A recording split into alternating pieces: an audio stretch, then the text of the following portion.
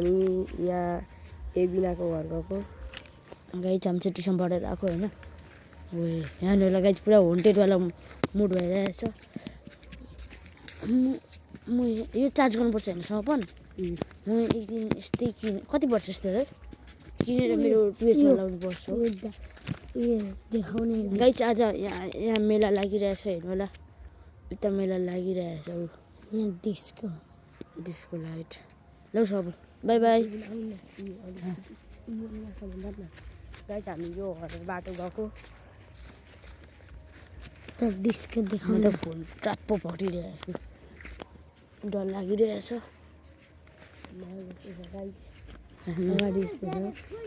jacket ल्याएर आएको थिएछ र त साला